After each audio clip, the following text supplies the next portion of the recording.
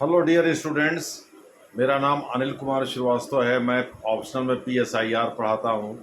जैसा कि मैं पहले की वीडियो में भी कई बार बोल चुका हूँ, GS में भी इससे रिलेटेड तमाम सेक्शन पढ़ाता हूँ। एक तरह से GS पेपर 2 पूरा पढ़ाता हूँ और GS पेपर 3 का भी मेजर पोर्शन पढ़ाता हूँ। तो मैंने पहले भी इसके बारे में कई बार चर्चा की है। आज हम लोग डिक्लाइन ऑफ पॉलिटिकल थियरी वर्ष 2018 में UPSC ने पूछा था कि राजनीतिक सिद्धांत के पतन, अधोपतन या गिरावट पर आप टिप्पणी करें। तो ये 150 शब्द में लिखना है। क्वेश्चन नंबर 1 सेक्शन ए का क्वेश्चन नंबर 1 का सब सेक्शन बी है वर्ष 2018 का, उसी से रिलेटेड ये प्रश्न है। इसमें 3 विद्वानों के नाम आप मेंशन करना ना भूलें। सबसे ज़्यादा चर्चा तो आप करें डेविड ईस्टन की, जिन्होंने 1953 में एक पुस्तक का प्रकाशन किया जिसका शीर्षक था system theory an inquiry into the state of political science. उसके बाद आप अल्फ्रेड कोबन का COBBAN पॉलिटिकल साइंस क्वार्टरली में इन्होंने 1953 में ही इसका जिक्र किया था। उसके बाद सेमूर मार्टिन लिप्से का जिक्र आप कर सकते हैं। सेमूर मार्टिन में SEYMOUR, Semur Martin MARTIN। Semur Martin का मुख्य रूप से जो पॉलिटिकल मैन नामक एक पुस्तक इन्होंने लिखा 1960 में, उसमें इसका जिक्र किया उन्होंने।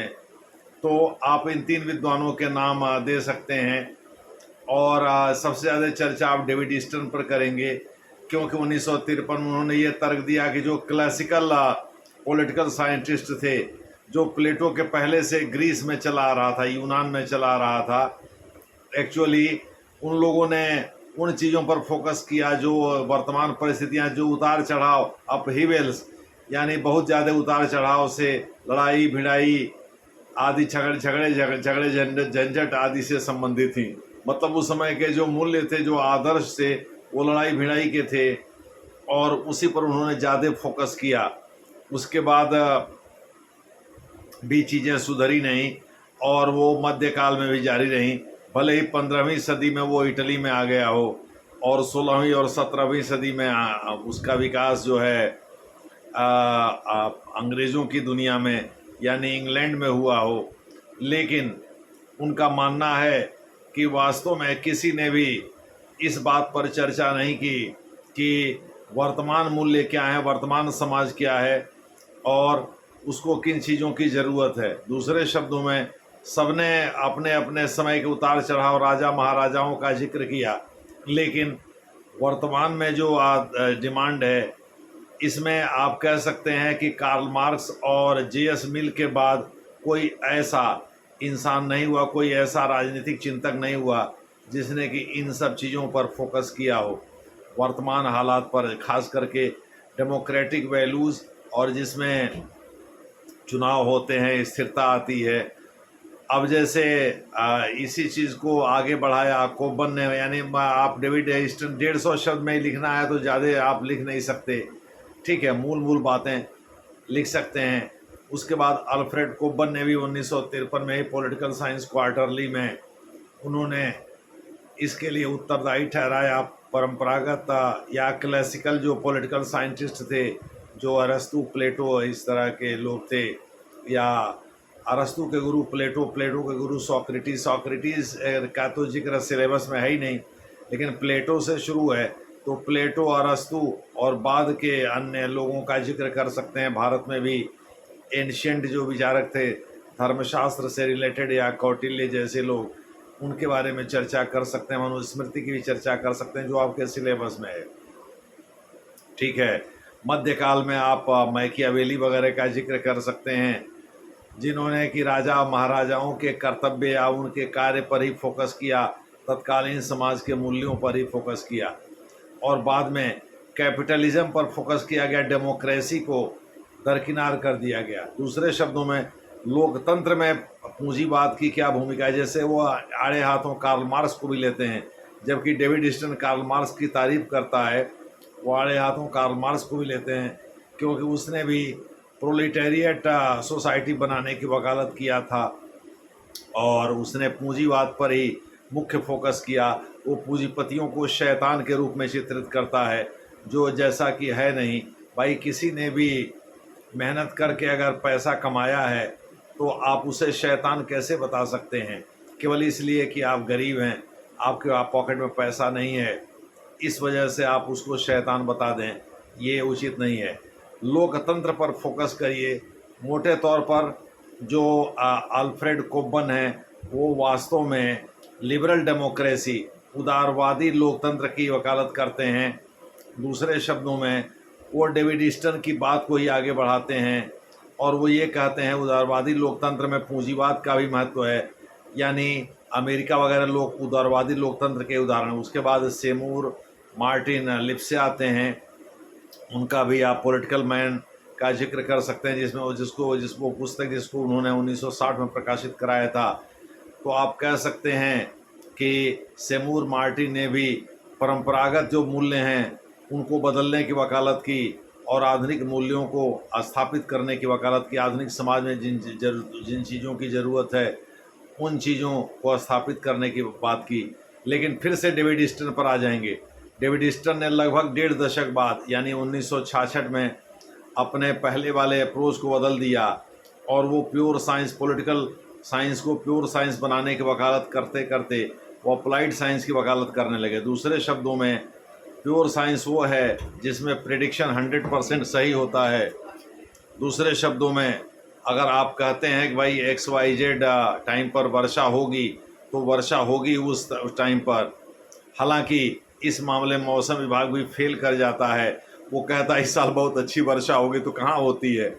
90% चांस है, पता चला कि 40% वर्षा हुई, रिकॉर्ड हुई, और 90% चांस की वो बात करता है। 90% चांस का मतलब 90% वर्षा की भी बात करता है कि इस साल वर्षा ठीक ठाक होगी, और उसके प्रेडिक्शन अक्सर फेल कर जाते हैं। तो प्योर साइंस में प्रेडिक्शन यानी 4 चीज़ें होती हैं। पहले चीज़ों को देखा और परखा जाता है, ऑब्जर्वेशन किया जाता है। उसके बाद से यानी देखा और परखा जाता है, उसके बाद से फिर देखने परखने ऑब्जर्वेशन करने के बाद हम उसको उसका मूल्यांकन करते हैं, इवेलुएट करते हैं। फिर हम उसकी टेस्टिंग करते हैं, उसका परीक्षण करते हैं।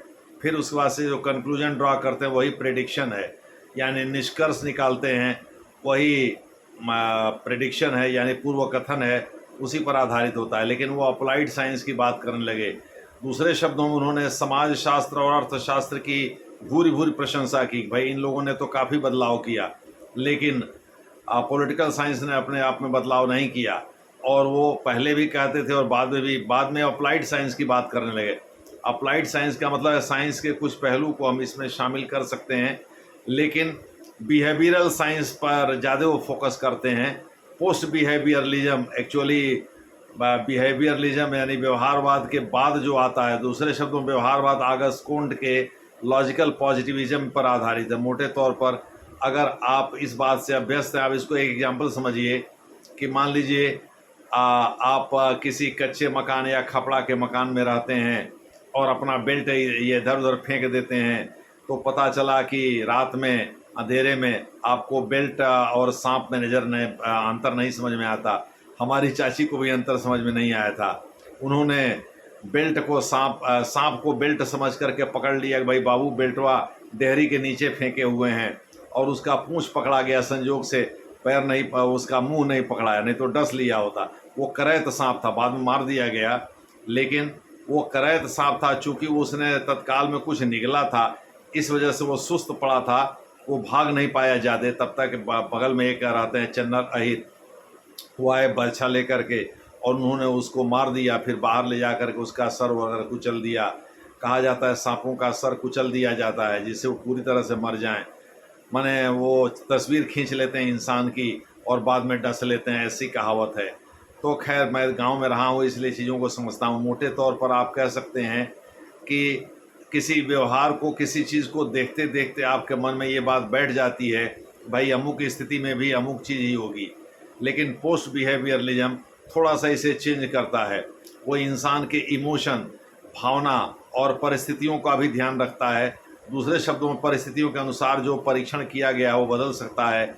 इंसान के सेंटिमेंट या भावना के अनुसार चीज़ें बदल सकती हैं।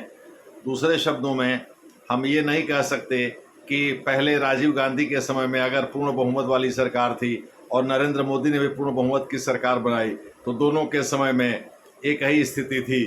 दूसरे शब्दों में नरेंद्र मोदी के समय में जो पूर्ण बहुमत की सरकार बनी उसे तमाम आक्षेपों का सामना करना पड़ा, और अब तो खैर कोलिशन सरकार चला रहे हैं नरेंद्र मोदी, लेकिन पिछले 2 टर्म उन्होंने पूर्ण बहुमत की ही सरकार चलाई है।